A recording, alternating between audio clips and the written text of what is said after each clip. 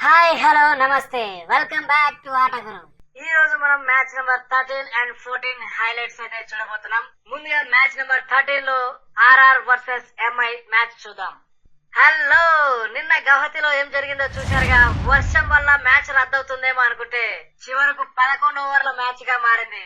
Hardik toss గెలిచి fielding తీసుకున్నావు, కానీ రాజస్థాన్ బ్యాటర్లు మాత్రం మీ బౌలర్లని ఫుట్బాల్ ఆడుకుంటున్నట్టు ఆడుకున్నారు కదయ్యా బాబు. ఎస్ రోహిత్ భాయ్, వర్షం తర్వాత పిచ్ బౌలర్లకు హెల్ప్ అవుతుంది అనుకున్నా, కానీ యశస్వి జైస్వాల్, వైభవ్ సూర్యవంశీ అస్సలు కొంచెం కూడా గ్యాప్ ఇవ్వలేదు మా వాళ్ళకు. 11 ఓవర్లలోనే 150 పరుగులేంటి భాయ్, మామూలు విషయం కాదు ఇది. మేము వేసుకున్న ప్లాన్స్ అన్ని తలకిందులయ్యాయి. మా బౌలర్లలో ఒక్కరిని కూడా వదలలేదు, ఇంక్లూడింగ్ బుమ్రాతో పాటు. చూడండి రోహిత్ భాయ్, ఇది మా హోమ్ గ్రౌండ్ లో ఎవరైనా గానీ సింహాల్లా ప్రవర్తించాల్సిందే. ఇక్కడ మా టీం బ్యాటింగ్ పవర్ ఏంటో నిన్న అందరికీ అర్థమై ఉంటుంది. సంజు శాంసన్ మా టీం లోంచి వెళ్లిపోయినా కూడా మేము అన్బీటెన్ గా ఉన్నాం ఇప్పటి వరకు. రాజస్థాన్ రాయల్స్ ఇప్పుడు టేబుల్ టాప్ లో ఉంది. ఇది ఒక అద్భుతమైన ఆరంభం మాకు. కరెక్టే రియాన్, సొంత గ్రౌండ్ లో ఎవరైనా గానీ సింహాల్లో ఉండాల్సిందే. అస్సలు హైలైట్ ఏమిటంటే 15 ఏళ్ల వైభవ్ సూర్యవంశీ, సూర్యకుమార్ యాదవ్, మీ వరల్డ్ క్లాస్ బౌలర్ అయినటువంటి బుమ్రాను కూడా ఆ కుర్రాడు ఒకే ఓవర్ లో 2 సిక్సర్లు కొట్టాడయ్యా. అది బుమ్రా వేసిన ఫస్ట్ ఓవర్ లో ఫస్ట్ బాల్ కే 6. స్టేడియం మొత్తం షాక్ అయిపోయింది. ఎస్ నిజం రోహిత్ భాయ్, వైభవ్ ఆడుతుంటే 14 ఏళ్ల పిల్లాడు ఆడుతున్నట్టు లేదు. బుమ్రా లాంటి దిగ్గజ బౌలర్ ని కూడా అంత కాన్ఫిడెంట్ గా కొట్టడం నేనైతే ఎప్పుడు చూడలేదప్ప. కేవలం 14 బంతుల్లోనే 39 పరుగులు, అందులోనే 5 సిక్సర్లు. అభిషేక్ శర్మ, హార్దిక్ పాండ్యా తర్వాత తక్కువ ఇన్నింగ్స్ లో ఎక్కువ సార్లు 250 స్ట్రైక్ రేట్ తో 30+ స్కోర్ చేసిన రికార్డు సృష్టించాడు. అవును రోహిత్, ఆ కుర్రాడు అండర్-19 వరల్డ్ కప్ ఫైనల్ లో సెంచరీ కొట్టినప్పుడే మాకు అర్థమైంది వాడిలో సంథింగ్ స్పెషల్ ఉందని. బుమ్రా ఈ సీజన్ లో 3 మ్యాచ్ లో ఒక్క వికెట్ కూడా తీయలేదు అంటే దానికి కారణం ఈ వైభవ్ లాంటి కుర్రాళ్లే. బుమ్రా ఎకానమీ 7.80 గా ఉన్న వికెట్లు మాత్రం దొరకట్లేదు.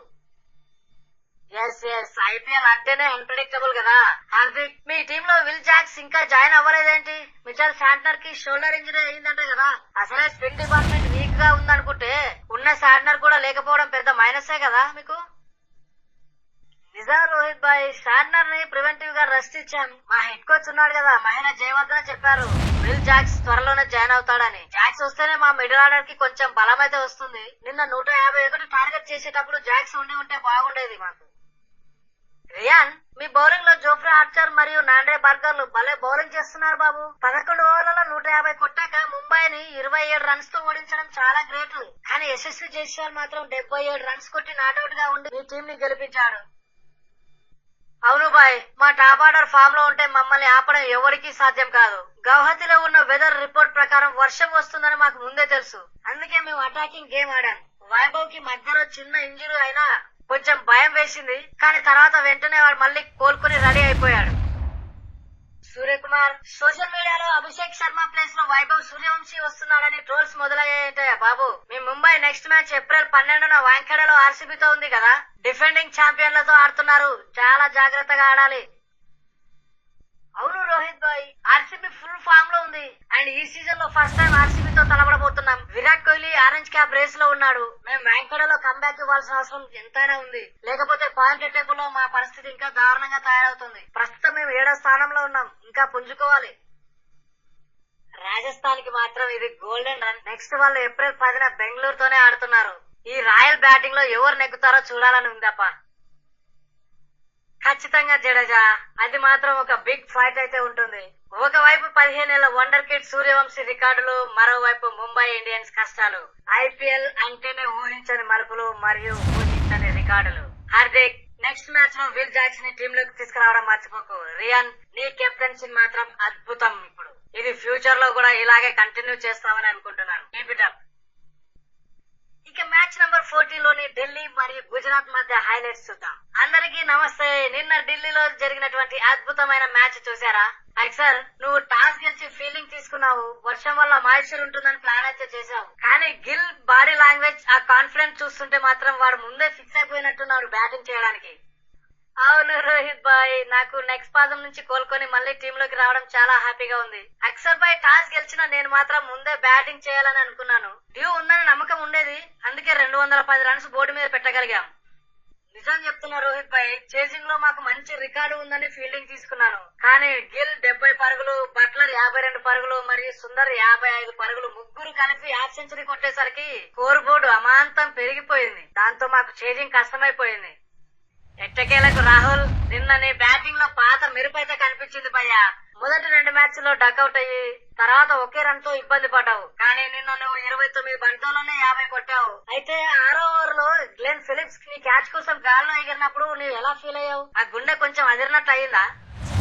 అబ్బో, అది మాత్రం మామూలు ఎఫర్ట్ కాదు రోహిత్ భాయ్. బాల్ 30 యార్డ్ సర్కిల్ దాటిన తర్వాత కూడా ఫిలిప్స్ వెనక్కి పరిగెత్తి మరి అలా గాల్లో డైవ్ చేస్తాడని అస్సలు ఊహించలేదు. అది 4 వెళ్ళినా కానీ ఆ ఎఫర్ట్ చూస్తే మాత్రం స్టేడియం మొత్తం ఒక్కసారిగా స్టన్ అయిపోయింది.